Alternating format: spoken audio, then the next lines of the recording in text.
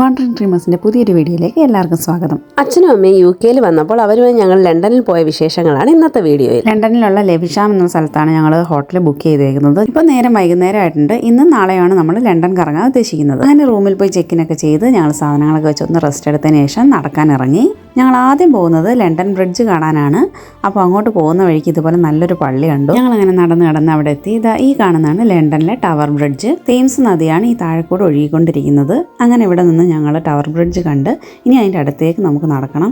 ലണ്ടനിൽ വന്നാലുള്ളൊരു കാര്യം ഇതാണ്, ഒരുപാട് നടക്കാനുണ്ടാവും. പക്ഷേ ഇത്ര നല്ല സ്ഥലമായതുകൊണ്ട് നമുക്ക് നടക്കുന്നുണ്ട് വലിയ ക്ഷീണമൊന്നും തോന്നില്ല. ലണ്ടനിൽ വന്നാൽ ഉറപ്പായും പോയിരിക്കേണ്ട ഒരു സ്ഥലം കൂടിയാണിത്. തേംസ് നദിക്ക് മുകളിൽ ഏകദേശം 1 കിലോമീറ്റർ ദൂരത്തിലാണ് ടവർ ബ്രിഡ്ജും ലണ്ടൻ ബ്രിഡ്ജും സ്ഥിതി ചെയ്യുന്നത്. ഇതായി കാണുന്നതാണ് ടവർ ബ്രിഡ്ജ്. ലണ്ടൻ ബ്രിഡ്ജിൽ നിന്നുകൊണ്ടാണ് നമ്മളിത് കണ്ടത്. ഒരുപാട് പേര് തെറ്റിദ്ധരിച്ച് വെച്ചിരിക്കുന്നത് ഈ 2 ടവറുകളുള്ള ബ്രിഡ്ജ് ലണ്ടൻ ബ്രിഡ്ജ് ആണെന്നാണ്. ശരിക്കും ഇത് ടവർ ബ്രിഡ്ജ് ആണ്. ലണ്ടൻ ബ്രിഡ്ജ് ശരിക്കും സിമ്പിൾ ആയിട്ടുള്ള ഒരു സാധാ ബ്രിഡ്ജ് മാത്രമാണ്. 1894 ഈ ടവർ ബ്രിഡ്ജ് നിർമ്മിച്ചത്. ലണ്ടനിലെ ഒരു ഐക്കോണിക് ലാൻഡ്മാർക്ക് ആണിത്. അതുകൊണ്ട് തന്നെ എപ്പോൾ നമ്മളവിടെ ചെന്നാലും ഭയങ്കര തിരക്കായിരിക്കും. വലിയ കപ്പലുകൾ വരുമ്പോൾ അത് കടന്നു പോകാനായി ഈ ബ്രിഡ്ജിന്റെ മധ്യഭാഗം തുറന്ന് ഉയരും എന്നുള്ളതാണ് ഈ ബ്രിഡ്ജിന്റെ ഒരു പ്രത്യേകത. ടവർ ബ്രിഡ്ജിന്റെ ഇരുവശങ്ങളിലും ഇതേപോലുള്ള വാക്ക് വേസ് ഉണ്ട്. അതുവഴി നമുക്ക് നടക്കാൻ പറ്റും. ഈ ടവർ ബ്രിഡ്ജിന്റെ മുകളിൽ ഒരു ഗ്ലാസ് ഫ്ലോർ വാക്ക് വേ ഉണ്ട്. ഒരു ഗ്ലാസ് ഫ്ലോറിലൂടെ നടന്ന് താഴെയുള്ള നദിയും റോഡും കണ്ടുകൊണ്ട് നടക്കാൻ പറ്റും. ഞങ്ങൾ ഈവനിംഗ് ടൈമിൽ പോയത് കൊണ്ട് അത് ഓൾറെഡി ക്ലോസ്ഡ് ആയിട്ടുണ്ടായിരുന്നു. അതുകൊണ്ട് ഞങ്ങൾ ആ ബ്രിഡ്ജിലൂടെ കുറച്ചു നേരം നടന്നു. അന്ന് ഞങ്ങൾ തിരിച്ച് റൂമിൽ വന്നിടന്നുറങ്ങി. നെക്സ്റ്റ് ഡേ മോർണിംഗ് ഞങ്ങൾ വന്നിരിക്കുന്നത് ലണ്ടനിലെ ബക്കിംഗ്ഹാം പാലസിലേക്കാണ്. ബ്രിട്ടീഷ് രാജകുടുംബത്തിന്റെ ഒഫീഷ്യൽ റെസിഡൻസ് ആണിത്. മരിക്കുന്നത് വരെ എലിസബത്ത് രാജ്ഞിയും ഇപ്പോഴിതാ കിങ് ചാൾസും താമസിക്കുന്ന പാലസ് ആണിത്.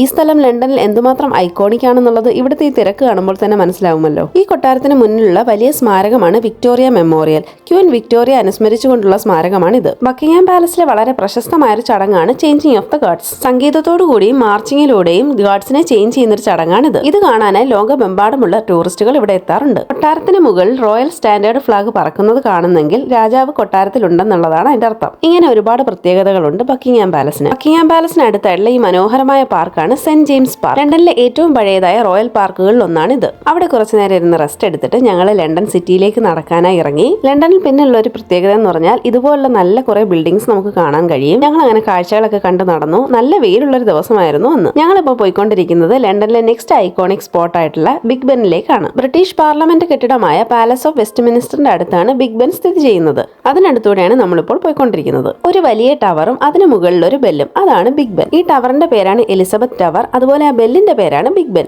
ബിഗ് ബെന്റെ അടുത്ത് കുറച്ച് ദൂരം കൂടെ നടന്നാൽ നമുക്ക് ലണ്ടനിലെ മറ്റൊരു ലാൻഡ്മാർക്കായ വെസ്റ്റ്മിനിസ്റ്റർ ആബെ കാണാം. 1000 വർഷങ്ങൾക്ക് മുകളിൽ പഴക്കമുള്ളൊരു പള്ളിയാണിത്. ബ്രിട്ടീഷ് രാജാവിന്റെ രാജ്ഞിയുടെയൊക്കെ കൊറോണേഷൻ നടക്കുന്നത് ഇവിടെയാണ്. അവിടുന്ന് പിന്നെ ഞങ്ങൾ നേരെ പോയത് ബ്രിട്ടീഷ് മ്യൂസിയത്തിലേക്കാണ്. അച്ഛനും അമ്മയും ഏറ്റവും എക്സൈറ്റഡ് ഇവിടെ വരാനായിട്ടായിരുന്നു. ഇവിടെ മുൻകൂട്ടി ടിക്കറ്റ് എടുക്കാതെ വരികയാണെങ്കിൽ മണിക്കൂറുകളോളം ക്യൂവിൽ നിൽക്കേണ്ടി വരും. ഞങ്ങൾ ഓൺലൈനിൽ ടിക്കറ്റ് ബുക്ക് ചെയ്തിരുന്നത് കൊണ്ട് ക്യൂ ഒന്നും നിൽക്കാതെ നേരെ കയറാൻ പറ്റി. ലോകത്തിലെ വിവിധ ഭാഗങ്ങളിൽ നിന്നുള്ള ചരിത്ര വസ്തുക്കൾ നമുക്കിവിടെ കാണാൻ കഴിയും. ഇവിടെ ഓരോ രാജ്യത്തിന്റെ അല്ലെങ്കിൽ വിവിധ സംസ്കാരത്തിന്റെ അടിസ്ഥാനത്തിൽ ഡിഫറെന്റ് ഗാലറീസ് ആയിട്ടാണ് തിരിച്ചിരിക്കുന്നത്. അതുകൊണ്ട് തന്നെ നമുക്ക് ഇഷ്ടമുള്ള രാജ്യത്തിന്റെ ഗാലറീസിൽ കയറി ഇതെല്ലാം കാണാൻ കഴിയും. ഈ മ്യൂസിയം നിർമ്മിച്ചിരിക്കുന്ന രീതി എടുത്തു പറയേണ്ട ഒരു കാര്യം തന്നെയാണ്. ബ്രിട്ടീഷ് സാമ്രാജ്യം പല രാജ്യങ്ങളിലും ഭരണത്തിലുണ്ടായിരുന്ന സമയത്ത് അവിടെ നിന്നൊക്കെയുള്ള വിലപ്പെട്ട സാധനങ്ങൾ ഇവിടെ കൊണ്ടുവന്നു എന്നാണ് പറയപ്പെടുന്നത്.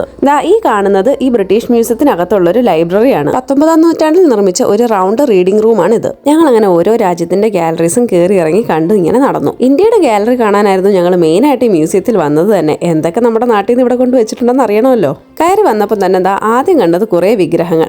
ഇവിടെ ഇരിക്കുന്നത് ഒരു ഗണപതിയുടെ വിഗ്രഹമാണ്. ഈ മ്യൂസിയത്തിന്റെ വലിയൊരു സെക്ഷൻ തന്നെ ഇന്ത്യ ഉൾപ്പെടുന്ന സൗത്ത് ഏഷ്യൻ കൺട്രീസിൽ നിന്ന് കൊണ്ടുവന്ന സാധനങ്ങൾ വെക്കാൻ വേണ്ടിയിട്ടാണ്. ഇവിടെ നമുക്ക് മെയിൻ ആയിട്ട് കാണാൻ കഴിയുന്നത് ഹിന്ദു ബുദ്ധ വിഗ്രഹങ്ങളും ക്ഷേത്രങ്ങളിൽ നിന്നുള്ള ബിംബങ്ങളും സ്റ്റോൺ കാർവിംഗ്സും പിന്നെ ഇതേപോലുള്ള മ്യൂസിക്കൽ ഇൻസ്ട്രുമെന്റ്സും ഓർണമെന്റ്സും എല്ലാം ഉണ്ട്. ഇവിടെ വരുമ്പോൾ ശരിക്കും ഇന്ത്യയുടെ ഒരു മിനി ഹിസ്റ്ററി മ്യൂസിയത്തിൽ വന്നതുപോലെയാണ്. ഈ സെക്ഷനിലാണ് ഏറ്റവും കൂടുതൽ വിസിറ്റേഴ്സ് ഉണ്ടായിരുന്നതും.